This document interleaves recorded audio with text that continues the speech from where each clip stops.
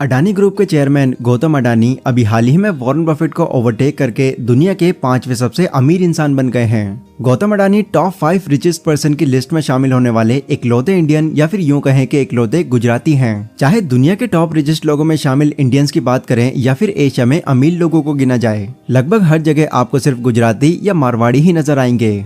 आपने देखा होगा कि इंडिया में ज्यादातर टॉप क्लास जो कामयाब बिजनेस होते हैं उन्हें चलाने वाले भी यही लोग होते हैं। लेकिन अब सोचने वाली बात यह है कि इंडिया में इतनी सारी कम्युनिटीज होने के बाद भी सिर्फ यही कम्युनिटी ही बिजनेस वर्ल्ड में राज क्यों करती है। फिर कुछ ऐसा ही सवाल मोहसिन परबाई के मन में भी आया था।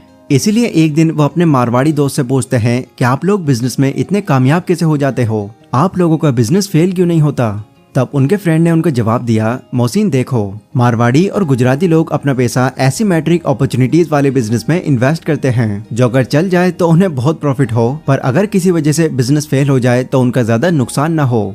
जहां स्टॉक मार्केट में कहा जाता है कि अगर आपको ज्यादा रिटर्न्स लेनी है तो आपको ज्यादा रिस्क लेना होगा, वहीं मारवाड़ी और गुजराती लोग कम से कम रिस्क में ज्यादा प्रॉफिट कमाने के सोचते हैं और उनका कुछ इस तरह का माइंडसेट होता है, heads I win, tails I don't lose much. मतलब अगर हेड आया तो मैं जीतूंगा और अगर टेल आया तो मैं ज्यादा कुछ नहीं हारूंगा। फिर इसके बाद इसी तरह के माइंडसेट वाले लोगों को एनालाइज करके मोहसिन परबाई ने अपनी बुक में उनको क्लासिक धंधो स्टाइल का नाम दिया। उन पर काफी रिसर्च करने के बाद फाइनली उन्होंने पता लगाया कि मारवाड़ी लोगों के कामयाब होने का सीक्रेट क्या है और सभी चीजों में जो बातें या रूल्स उनको बहुत ज्यादा वैल्यूबल लगे उन सभी को उन्होंने अपनी बुक में डिटेल में मेंशन किया है और इस बुक का नाम है द धंधो इन्वेस्टर। आज की इस वीडियो में मैं आपको इसी बुक के कुछ क्लासिक धंधो फ्रेमवर्क्स के बारे में बताने वाला हूँ। साथ ही मैं आपको ये भी बताऊंगा कि ऐसे कौन से रूल्स हैं जो ये लोग अपने बिजनेस को कामयाब बनाने के लिए यूज करते हैं, ताकि इन रूल्स को जानकर बाकी इंडियंस भी एक कामयाब बिजनेस क्रिएट करें और रिच लोगों में अपनी जगह बनाएं। So let's begin. क्लासिक धंधो स्टाइल को समझने के लिए आप इस स्टोरी को बहुत ध्यान से समझिए। आपको पता है अमेरिका में रहने वाले इंडियंस की पॉपुलेशन बहुत ही कम है और इन इंडियंस में से जो गुजराती हैं वो और भी कम हैं। बट क्या आप जानते हैं कि ये थोड़े से गुजराती इंडियंस ही अमेरिका के 50% मोटेल बिजनेस को रन करते हैं। कैसे, चलिए मैं बताता हूँ। इसकी शुरुआत तब हुई थी जब गुजराती पटेल्स अपने बिजनेस को एक्सपेंड करने के लिए युगांडा चले गए। वहां पर जाकर उन्होंने काफी कामयाब बिजनेस किया और अच्छे पैसे भी कमाए। बट 1972 में जब युगांडा में एक पावरफुल आदमी डायरेक्टर बना तब उन्होंने गुजराती पटेल्स की वेल्थ लेकर उन्हें युगांडा से बाहर निकाल दिया। जिसके बाद गुजराती पटेल्स अपनी थोड़ी बहुत सेविंग लेकर यूके, यूएस और कनाडा जैसी कंट्रीज में शिफ्ट होते चले गए। 1973 में जब ये लोग अमेरिका में व्हाइट हाउस स्कॉलर जॉब करने लगे तो ज्यादा एजुकेट ना होने की वजह से और प्रॉपर इंग्लिश ना आने की वजह से उन्हें काफी प्रॉब्लम हुई ना। वो जो टाइम था उसी टाइम अमेरिका में ऑयल क्राइसिस चल रहा था, क्योंकि अरब कंट्रीज और दूसरे देशों के बीच में लड़ाई छिड़ी हुई थी, जिससे पेट्रोल का दाम बहुत ज्यादा बढ़ गया था, जिससे लोगों ने ट्रैवलिंग करना, टूर पर जाना बिल्कुल बंद कर दिया, जिससे नतीजन मोटेल बिजनेस ठप हो गए। मतलब हाईवेज पर बने छोटे मोटेल्स की हालत बिल्कुल बद से बदतर हो गई। ऐसे में बहुत से मोटेल्स बिजनेस ओनर्स ने अपने बिजनेस को बेचना शुरू कर दिया।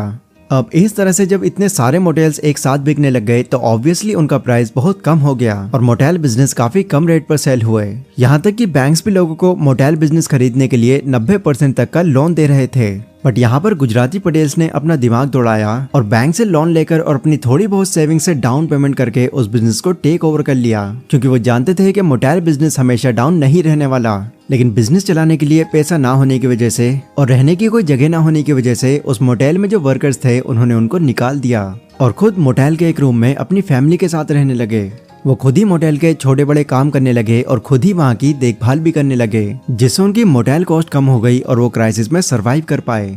फाइनली जब क्राइसिस खत्म हुई तब गुजराती पटेल्स का बिजनेस काफी अच्छा चलने लगा और देखते ही देखते उनका बिजनेस एक कामयाब बिजनेस बन गया, जिसके बाद वो मोटेल बिजनेस के मालिक बन गए। तो अगर आपने इस स्टोरी को समझ लिया है तो चलिए अब मैं आपको धंधा फ्रेमवर्क के कुछ जरूरी रूल्स भी समझा देता हूँ, क्योंकि इन्हीं रूल्स को फॉलो करके मारवाड़ी लोग इतने अमीर बन पाते हैं।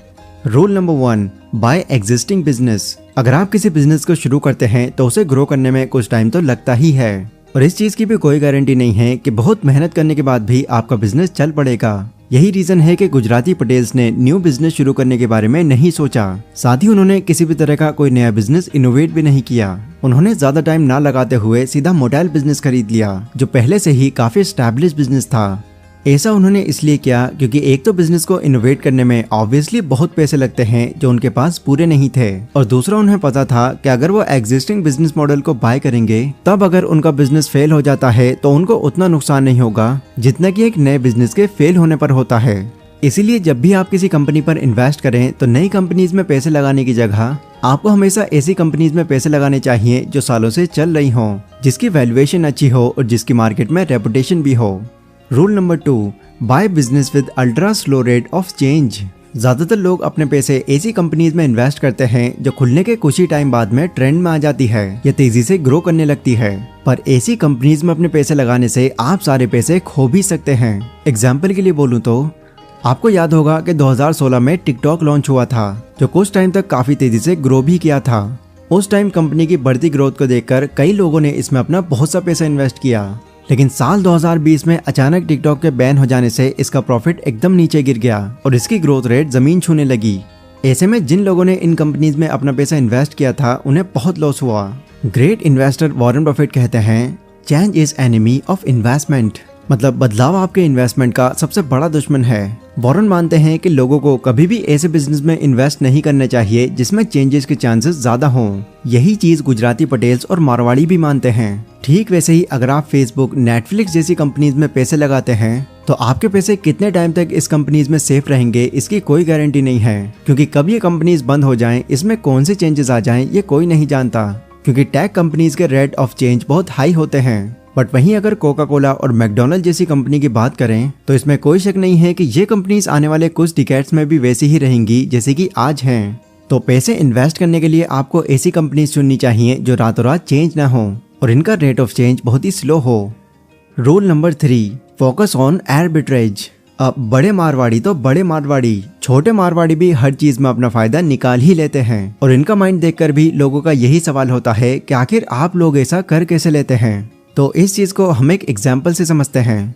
मान लीजिए चेन्नई में किसी साड़ी की कीमत 5,000 रुपए है, पर वहीं यूपी के अंदर इसी साड़ी की कीमत 10,000 मिल रही है। तो इस तरह के जो चेंजेस होते हैं उनको आर्बिट्रेज ऑफ प्लेस कहते हैं। बट वहीं अगर अभी गोल्ड की प्राइस 50,000 रुपए है और एक महीने बाद इसकी प्राइस बढ़कर 60,000 रुपए हो जाती है तो इसे आर्बिट्रेज ऑफ टाइम कहते हैं। इन्वेस्टमेंट में आर्बिट्रेज बहुत ही ज्यादा इंपॉर्टेंट माना जाता है, क्योंकि आर्बिट्रेज की वजह से ही अपनी इन्वेस्टमेंट में प्रॉफिट कमाया जा सकता है। इसीलिए आपको आर्बिट्रेज के कॉन्सेप्ट को समझकर इस पर फोकस करना चाहिए। इवन आप चाहें तो टाइम और प्लेस के आर्बिट्रेज का फायदा लेकर अपने बिजनेस को एक प्रॉफिटेबल बिजनेस बना सकते हैं। Rule number 4, by business at big discount. जितने भी कामयाब इन्वेस्टर्स होते हैं या जितने भी कामयाब बिजनेसमैन होते हैं उन सभी के सोचने का तरीका लगभग सेम होता है, बट ये लोग बाकी दूसरों के माइंडसेट जैसा माइंडसेट बिल्कुल नहीं रखते। मारवाड़ी मानते हैं कि जब लोग मार्केट में ग्रोथ को देखकर लालच में पैसे इन्वेस्ट करते हैं तब हमें खुद पर कंट्रोल करना चाहिए और पैसा इन्वेस्ट करने से बचना चाहिए, और जब बाकी लोग खुद पर कंट्रोल कर रहे हों या फिर पैसा इन्वेस्ट करने से डर रहे हों तब हमें वहां पर अपना पैसा लगा देना चाहिए। कहने का मतलब ये है कि जब लोग डर कर अपने स्टॉक सेल कर रहे हों तब आपको वो स्टॉक को खरीद लेना चाहिए। मारवाड़ी हमेशा ऐसे वक्त में स्टॉक खरीदते हैं जब मार्केट डिप्रेशन कंडीशन में होती है। एग्जाम्पल, 1987, 2008, 2020 में जब मार्केट डाउन था तब सभी लोग अपने शेयर्स को जल्दी जल्दी बेच रहे थे। तो उस टाइम जिन लोगों ने शेयर्स को बेचने की जगह शेयर्स को खरीदा उन्हें सस्ते दामों में अच्छी कंपनीज के शेयर्स मिलते चले गए। जब भी मार्केट डाउन होता है या फिर कंपनी किसी शॉर्ट टर्म प्रॉब्लम की वजह से नुकसान में चलती है तब लोग डर के मारे शेयर्स को बेचने लगते हैं, जिससे अच्छी कंपनीज के शेयर्स भी काफी सस्ते मिल जाते हैं। तो मार्केट में डिप्रेशन के टाइम बाकी लोगों की जगह शेयर्स बेचने की बजाय मारवाड़ी की तरह सोचते हुए बिजनेस को तभी खरीदो या कंपनी में अपना पैसा तभी इन्वेस्ट करो। अगर किसी फ्लैट की एक्चुअल कीमत 20 लाख रुपए है और आपको 15 लाख में मिल रहा है तो आपको फ्लैट खरीदने के बाद में 5 लाख का प्रॉफिट आगे हो ही जाएगा। Rule number 5, by business with मोट। मारवाड़ी लोगों की ये खास बात होती है कि वो बिजनेस को देखकर ही बता देते हैं कि ये बिजनेस चलेगा या फिर नहीं। ऑथर कहते हैं कि जिस भी बिजनेस में आप पैसे लगाने के बारे में सोच रहे हैं तो सबसे पहले आपको उस बिजनेस के मोड के बारे में पता होना चाहिए। मोड किसी किले की सामने वाली खाई को बोलते हैं जिसे पार करना दुश्मनों के लिए बहुत मुश्किल होता है। मतलब कि आपको आपके बिजनेस में उस खास चीज के बारे में पता होना चाहिए जो आपके कॉम्पिटिटर्स कभी भी कॉपी ना कर सकें। एग्जाम्पल के लिए कोई भी कंपनी चाहे उसके पास कितने भी पैसे हों वो कभी भी IRCTC जैसे रेलवेज नेटवर्क तैयार नहीं कर सकते, क्योंकि इसका कंट्रोल गवर्नमेंट के हाथ में होता है। बट वहीं मान लीजिए आप कोई रेस्टोरेंट खोल रहे हैं, कोई ऐसा रेस्टोरेंट जो लोग नॉर्मली खोल लेते हैं, तो आपके जैसा ही सेम रेस्टोरेंट आपके साइड में या आपके सामने कोई भी खोल सकता है, क्योंकि आपके पास किसी भी तरह का कोई खास सपोर्ट नहीं है। तो कहने का मतलब ये है कि आपको हमेशा ऐसी कंपनीज में अपना पैसा इन्वेस्ट करना चाहिए जिसके पास कोई खास चीज हो, जैसे गवर्नमेंट का सपोर्ट, ब्रांड नेम, पेटेंट या फिर कोई भी खास चीज, क्योंकि ये सारी चीजें हमारे बिजनेस में मोट का काम करती हैं। सो गाइज, ये थे वो रूल्स जिसे हर मारवाड़ी और पटेल अपने बिजनेस में यूज करते हैं। अगर आप कोई बिजनेस शुरू करने वाले हैं या किसी भी कंपनी के अंदर अपना पैसा इन्वेस्ट करने वाले हैं, तो इन दोनों ही चीजों में ये रूल्स आपके बहुत काम आएंगे, इसीलिए इनको जरूर याद रखना। ये वीडियो गाइस अगर आपको पसंद आई हो तो इसको लाइक और शेयर जरूर करें। इसी के साथ कमेंट सेक्शन में आप लोग मुझे बता सकते हैं कि अगली वीडियो आप कौन से टॉपिक पर चाहते हैं। पर अभी के लिए बस इतना ही। Stay safe, stay healthy, take care.